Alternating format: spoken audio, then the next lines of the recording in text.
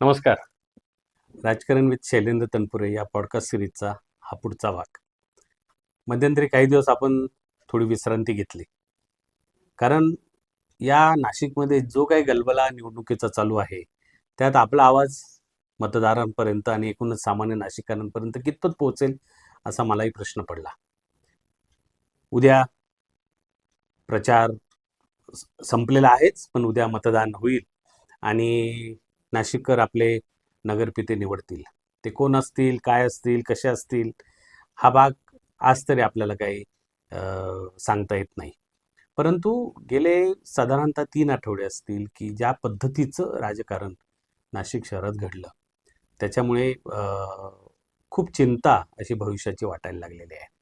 कारण कोण कोणत्या पक्षात, कधी कोण पक्ष त्याग करेल, कधी कोणत्या पक्षात जाईल, कोणत्या पक्षातून कोणत्या पक्षात उड्या मारतील, कोण कोणाला पुरस्कृत करेल, कोण कोणाला पक्षात घेईल, याचा काहीच धरबंध हा राहिलेला नाही.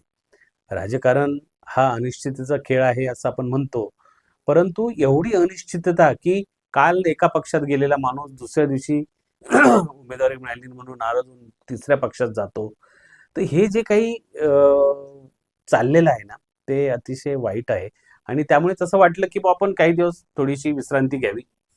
कारण आपला सर्वांनाही थोडा विचार करायला वेळ मिळावा, का बुवा दाराशी आलेला माणूस हा नक्कीच त्या पक्षाचा आहे, की आज एकदा एका पक्षासाठी येतो, उद्या दुसऱ्या पक्षासाठी येतो.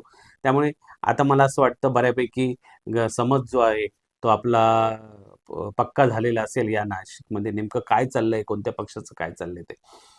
या निमित्तानं प्रचाराच्या पार्श्वभूमीवर दुर्दैवानं नाशिक शहराचे बुनियादी मुद्दे जे आहेत, जो नाशिकच्या वाहतुकीच्या कोंडीचा विषय असेल किंवा तपोवनाचा विषय असेल, बालेकर हायस्कूलच्या उद्यान असेल, रस्त्यांच्या दुर्दशा असेल, अनेक ठिकाणी नवीन नाशिक आणि सातपूर भाग किंवा नाशिक महानगरात समाविष्ट झालेल्या 23 खेड्यांचा विषय असेल, तिथल्या पाणीपुरवठ्याचे प्रश्न असतील, या कशाचाच मुद्दा होऊ शकलेला नाही या निवडणुकीत.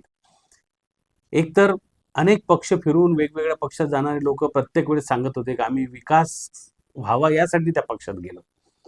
आता यांना नेमका कोणता विकास पाहिजेल हे कळायला मार्ग नाही. समाज मंदिरं, रस्ते हे वारंवार केले जातात आणि ते पुन्हा 5-6 महिन्यांनी खराब होतात. साधारणतः गेले 3-4 वर्षात 2,500 कोटी रुपये नाशिकच्या रस्त्यांवर खर्च झाले. तरीही रस्त्यांची आजची अवस्था अत्यंत वाईट आहे. त्यामुळे हे जे विकास म्हणून कुठल्या पक्षात जात असतील किंवा सत्तारूढ पक्षात जात असतील, त्यांना नेमका विकास काय अपेक्षित आहे हे कळू शकतं आपल्याला.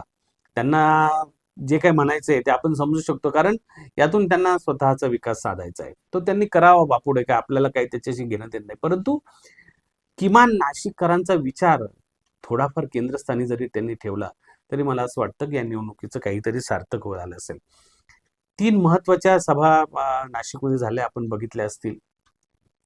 सुरुवातीला उद्धव आणि राज ठाकरे यांची सभा झाली. त्यानंतर एकनाथ शिंदेंची त्याच ठिकाणी दुसरी सभा घेतली आणि मुख्यमंत्री देवेंद्र फडणवीस यांनी गंगा घाटावर सभा घेतली. हल्ली सभा आयोजित करणं, त्याच्यासाठी गर्दी जमवणं आणि त्या यशस्वी झाल्याबाबतच्या बातम्या ऐकणं, हे याची काही नवलाई राहिलेली नाही. सभेसाठी माणसं कशी गोळा केली जातात, यातही काही तसं नवलाई राहिलेली नाही. त्यामुळे या सभा चांगल्या झाल्यात. परंतु सभेत काय विचार पेरले गेले, हा एक महत्त्वाचा प्रश्न आहे. ह्या सर्वांनी परस्परांवर टीका केल्या. कोण कोणाला पर्यटक म्हणतं, कोण कोणाला खरा बाप आहे का म्हणतं. भाषासुद्धा अत्यंत रसातळाला गेली आहे सर्वांची. त्यानंतर इतर पक्षांचे नेते जे आहेत, विशेषतः अजित पवारांच्या राष्ट्रवादीचे असतील किंवा शरद पवारांच्या राष्ट्रवादीचे असतील, ते कोणी प्रचाराला प्रमुख नेते आलेच नाहीत नाशिकला. तटकरे आलेत, परंतु त्यांची आणि शिंदेची एकत्रित सभा झाली, त्यामुळे त्यांचा आवाजही तिथं तसा त्या तुलनेत दबला गेला. या सगळ्या प्रकरणामध्ये हळू करता करता भारतीय जनता पक्ष हा एकमेव असा आहे की जो स्वबळावर लढतोय आणि बाकीचे इतर पक्षांच्या कुणा ना कुणाशी युती आणि आघाडी झालेली आहे. साहजिकच भारतीय जनता पक्ष एकटा लढत जरी असला तरी सर्वाधिक बंडखोरही त्याच पक्षात झालेले आहेत. अनेक जणांना, त्यांना जवळजवळ 26 जणांना पक्षातून त्यांची हकालपट्टी करावी लागली. हीच गत वेगवेगळ्या पक्षात आपल्याला दिसते. परंतु ज्या पद्धतीनं हा सर्व प्रचार झाला आणि सध्या जे काही वातावरण दिसतंय ते पाहता कोणता तरी एक पक्ष पूर्ण बहुमतानं सत्तेत येईल अशी चिन्ह सध्या तरी दिसत नाहीयेत. उद्या मतदान करतील लोक आणि त्यात आपला कौल देतीलच. परंतु जे काही वातावरण सध्या शहरात दिसतंय ते एक भारतीय जनता पक्ष जे पूर्वी सत्तेत होते, त्यांना अत्यंत प्राणपणाने विरोध जो करतो आहे पक्ष तो म्हणजे त्यांच्याच बरोबर सत्तेत राज्यात सहभागी असलेला, केंद्रात सहभागी असलेला शिवसेना एकनाथ शिंदेचा पक्ष आणि अजित पवारांची राष्ट्रवादी यांची तिथे युती आहे. त्यामुळे हे दोघं कमालीचा विरोध करतायत. तो विरोध कोणत्या टोकाला जावा याची काही झलक सोमवारी रात्री आपल्याला बघायला मिळाली. शिंदे गट आणि भाजपच्या उमेदवारांच्या मध्ये जो संघर्ष झाला, ज्यात मंत्री गिरीश महाजन यांना हमरी-तुमरी केली गेली, त्यांचा एकेरी उल्लेख करून जे काही सगळं रामायण घडलेलं आहे, ते पाहिल्यानंतर नेमकं काय चाललंय या पक्षांमध्ये हे काही कळायला मार्ग नाही. हे मध्येच सगळे आम्ही बरोबर आहेत असं म्हणतात. प्रचार करताना काही झालं तरी महायुतीच सत्तेत येणार असं म्हणतात आणि पुन्हा एकमेकाला इतका तीव्र विरोधही करतात. हे नेमकं राजकारण खरंच लोकांच्या पचनी पडत नाहीये. त्यामुळे हे नेमके कोण आहेत, कसे आहेत हे कळायला मार्ग नाही. त्यामुळे भारतीय जनता पक्षाला हा जो काही विरोध होतोय आणि काही जे बुनियादी मुद्दे आहेत, विशेषतः त्यांच्या सत्तेच्या काळामध्ये देवेंद्र फडणवीसांनी नाशिक दत्तक घेऊन काही विकासाची भाषा केली होती. जो शब्द दिला होता, तो पूर्ण होऊ शकलेला नाही. तपोवनाचा प्रश्न हा अत्यंत इरेला पेटल्यागत झाला होता आणि कोणत्याही परिस्थितीत झाडं तोडणारच अशी भाषा परवाही मुख्यमंत्र्यांच्या तोंडून निघाली. गिरीश महाजन तर ते त्यासाठी टपूनच बसलेले. अनेक नाशिककरांना असं वाटतं की ती जी काही हिरवाई आहे तपोवनातली ती तोडू नये आणि काहीतरी पर्यायी विचार करावा. गिरीश महाजनांनी या निमित्तानं भरपूर 20-25 हजार झाडं बाहेरून आणली आणि ती लावण्याचा प्रयत्न चालू आहे.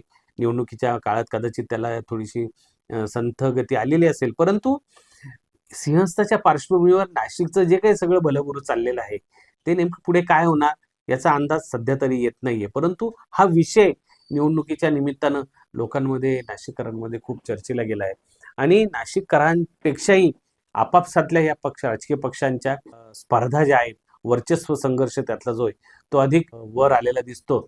त्या तुलनेत नाशिककरांना त्यातून काय मिळेल हा फार मोठा प्रश्न आहे आणि तो नाशिककरांच्या मनात दिसतोय. त्यामुळे फार काही लोकांनी इंटरेस्ट या सगळ्या गोष्टीत दाखवले नाही आणि कदाचित त्यामुळेच असेल की गेले 2 दिवसापासून मोठ्या प्रमाणावर लक्ष्मी दर्शन सुरू झालेलं आहे.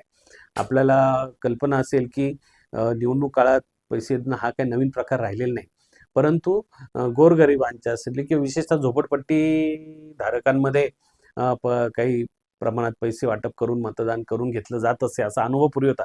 आता मात्र उच्चभ्रू सोसायट्या असतील, चांगल्यापैकी घरे असणारे उच्चभ्रू लोक असतील, अशांकडे देखील काही हजाराच्या पटीत पत्रक वाटायला जाणाऱ्या लोकांकडून पैसे दिले जाण्याचे प्रकार उघडकीस येत आहेत. त्यानंतर मद्याच्या पार्ट्या असतील, दारू मटणाच्या पार्ट्या असतील, याला ऊत आलेला आहे आणि प्रशासन आणि पोलीस यंत्रणा यांच्या नाकाखाली टिच्चून हे सर्व चालू आहे. त्यामुळे हे जे काही चाललेलं आहे ते असं चालू द्यावं अशी कदाचित प्रभू रामचंद्राच्या या भूमीतील कारभाऱ्यांची अपेक्षा असावी किंवा काय कळायला मार्ग नाही. परंतु ही जी काही स्पर्धा आहे आणि त्या स्पर्धेसाठी कुठल्याही थराला जाण्याची जी काही रीत अवलंबली जात आहे वेगवेगळ्या पक्षांकडून, यामुळे अखेर नाशिककरांचीच हानी होण्याची शक्यता आहे.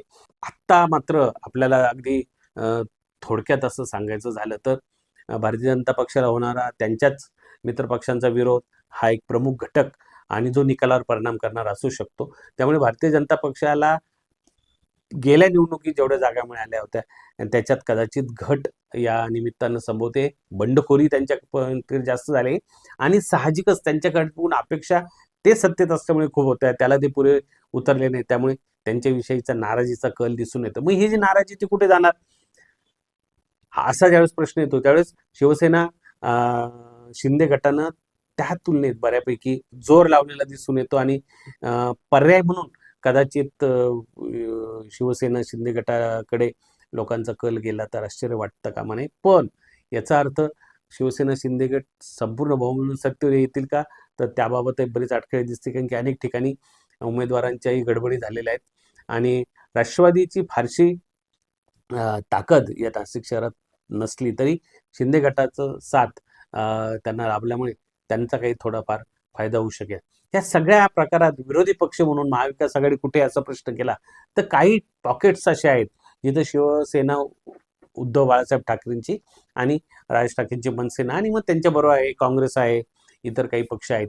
हे पक्ष असे वेगवेगळ्या पॉकेट्समधल्या काही जागा ते एकत्र आल्यामुळे कदाचित ते राखू शकतील, अशी साधारणतः आजची स्थिती आहे.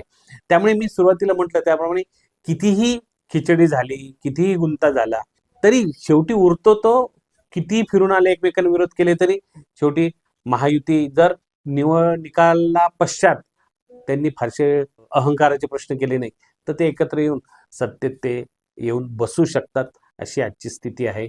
बाकी निकालानंतर आपण पुन्हा भेटू. राहिल्या उर्वरित काळामध्ये अनेक प्रकारची प्रलोभनं मतदारांना दिली जाऊ शकतात, दिली जातही आहेत.